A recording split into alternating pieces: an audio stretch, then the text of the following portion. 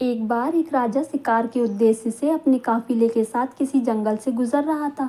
दूर दूर तक शिकार नजर नहीं आ रहा था। वे धीरे धीरे घनघोर जंगल में प्रवेश करते गए। अभी कुछ ही दूर गए थे कि उन्हें कुछ डाकुओं के छिपने की जगह दिखाई दी। जैसे ही वे उसके पास पहुंचे, पास के पेड़ पर बैठा तोता बोल पड़ा, पकड़ो पकड़ो, एक राजा आ रहा है। इसके पास बहुत सारा सामान है। लूटो लूटो, जल्दी आओ जल्दी आओ। तोते की आवाज़ सुनकर सभी डाकू राजा की ओर दौड़ पड़े। डाकुओं को अपनी ओर आता देख राजा और उसके सैनिक दौड़कर भाग खड़े हुए। भागते भागते कोसों दूर निकल गए। सामने एक बड़ा सा पेड़ दिखाई दिया। कुछ देर सुस्ताने के लिए उस पेड़ के पास चले गए।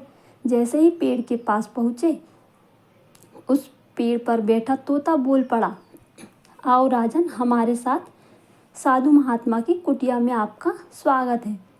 अंदर आइए, पानी पीजिए और विश्राम कर लीजिए। तोते की बात को सुनकर राजा को हैरत हुई और सोचने लगा, एक ही जाति के दो प्राणियों का व्यवहार इतना अलग अलग कैसे हो सकता है। राजा को कुछ समझ नहीं आ रहा था।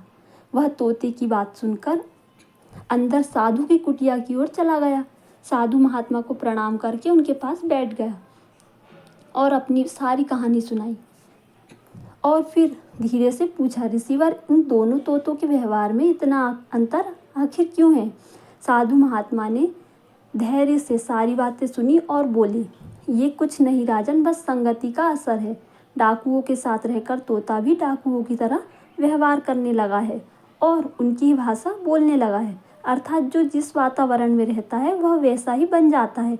कहने का तात्पर्य यह है कि मूर्ख भी अगर विद्वानों के साथ रहकर विद्वान बन जाता है और अगर विद्वान भी मूर्खों की संगत में रहता है तो उसके अंदर भी मूर्खता आ जाती है। इसीलिए हमें अच्छी संगत सोच समझकर करनी चाहिए।